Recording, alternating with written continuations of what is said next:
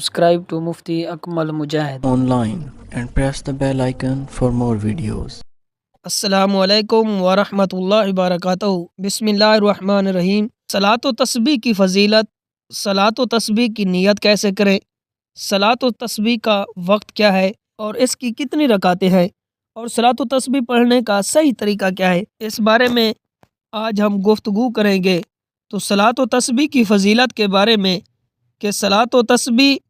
ایسی نماز ہے جس سے تمام گناہ معاف ہو جاتے ہیں۔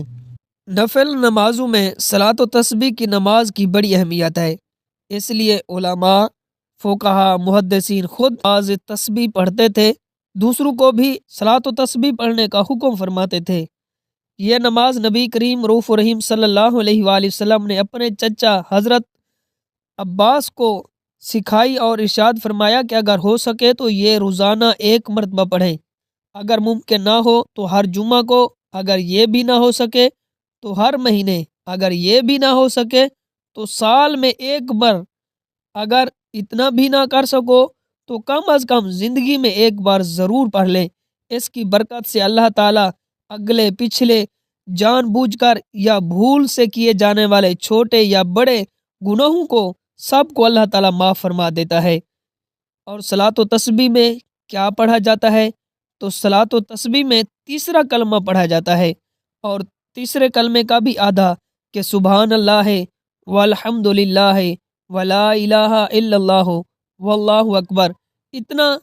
تسبیح پڑھی جاتی ہے۔ اور یہ تسبیح 1 رکعت میں 75 مرتبہ پڑھنی ہوتی ہے، یعنی 4 رکعتوں میں یہ 300 دفعہ مکمل کرنی ہوتی ہے۔ تو صلاۃ و تسبیح پڑھنے کا صحیح طریقہ کہ جو حضور نبی کریم رؤوف الرحیم صلی اللہ علیہ وآلہ وسلم سے منقول ہے، حضرت عبداللہ بن مبارک صلاۃ و تسبیح اس طریقے سے ادا کرتے تھے کہ پہلی رکعت میں سبحانک اللہم کے بعد 15 مرتبہ تسبیح پڑھتے تھے، سبحان اللہ والحمد للہ ولا الہ الا اللہ واللہ اکبر، اور اس کے بعد تعوذ تسمیہ قرات کے بعد رکوع میں جانے سے پہلے 10 مرتبہ پڑھتے تھے، اور رکوع میں سبحان ربی العظیم کے بعد 10 مرتبہ، اور ربنا لک الحمد کے بعد 10 مرتبہ، اور اس کے بعد سجدے میں سبحان ربی الاعلیٰ کے بعد 10 مرتبہ اس کو پڑھتے، اور اس کے بعد 2 سجدوں کے درمیان بیٹھنے کی حالت میں تو پھر 10 مرتبہ اس تسبیح کو پڑھتے، اور دوسرے سجدے میں سبحان ربی الاعلیٰ کے بعد پھر اس کو 10 مرتبہ پڑھتے، اور دوسرے سجدے سے اٹھ کر تکبیر کہتے، اور دوسری رکعت کے لیے پھر کھڑے ہو جاتے، اور سورۃ فاتحہ سے پہلے 15 مرتبہ، پھر قرات کے بعد رکوع میں جانے سے پہلے 10 مرتبہ پڑھتے، اس طرح تینوں رکعتیں مکمل کرتے۔ تو صلاۃ و تسبیح پڑھنے کا یہی طریقہ ہے۔ اب کہ صلاۃ و تسبیح میں نیت کیسے کریں گے، نیت کرنے کا کیا طریقہ ہے؟ تو صلاۃ و تسبیح، یہ نیت جو ہے یہ دل کے ارادے کا نام ہے، کہ انسان کے دل میں جو نیت ہوتی ہے وہی، اور زبان سے نیت کرنا یہ مستحب ہے۔ تو ہم زبان سے اس طرح کہیں گے کہ میں 4 رکعت صلاۃ و تسبیح پڑھتا ہوں واسطے اللہ تعالیٰ کے، منہ طرف خانہ کعبہ شریف کے، اللہ اکبر۔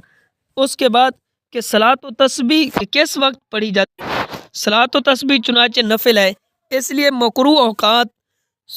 صبح صادق سورج نکلنے تک یہ نہیں پڑھ سکتے، اور عصر کے فرض ادا کرنے کے بعد سورج غروب ہونے تک یہ نماز نوافل جو ہے یہ نہیں پڑھ سکتے، اور اسی طرح عین طلوع آفتاب کے وقت، زوال کے وقت بھی ہم یہ تسبیح نہیں پڑھ سکتے، اور اس کے بعد ہم جس طرح ہم چاہیں کہ دن میں یا رات میں کسی وقت بھی ہم پڑھ سکتے ہیں۔ تو صلاۃ و تسبیح کی 4 رکعتیں ہیں، ان 4 رکعتوں کو 1 سلام کے ساتھ ہی پڑھنا افضل ہے، لیکن اگر 2 رکعت کر کے 2 سلام کے ساتھ پڑھیں تب بھی جائز ہے۔ یہ نماز کھڑے ہو کر پڑھنا افضل ہے، لیکن بیٹھ کر پڑھنا بھی جائز ہے، البتہ بغیر عذر کے ثواب کم ملے گا۔ صلاۃ و تسبیح میں پڑھی جانے والی تسبیحات کو دل میں شمار کریں، اگر مشکل ہو تو ان کے گننے کا طریقہ یہ ہے کہ انگلیاں اپنی جگہ رکھیں، اور ہر تسبیح پر انگلی کو اس جگہ ہلکا سا دباتے رہیں، اور ذہن میں شمار کرتے رہیں کہ زبان سے ہرگز شمار نہ کریں، اور ورنہ نماز فاسد ہو جائے گی۔ انگلیاں کھول اور بند کر کے گننا یا تسبیح ہاتھ میں لے کر گننا جائز تو ہے البتہ مکروہ ہے۔ امید کرتا ہوں کہ یہ آپ کو سمجھ آ گیا ہوگا۔ اللہ تعالیٰ آپ کو صلاۃ و تسبیح پڑھنے کی توفیق عطا فرمائے، آمین ثم آمین۔ Subscribe to Mufti Akmal Mujahid online and press the bell icon for more videos.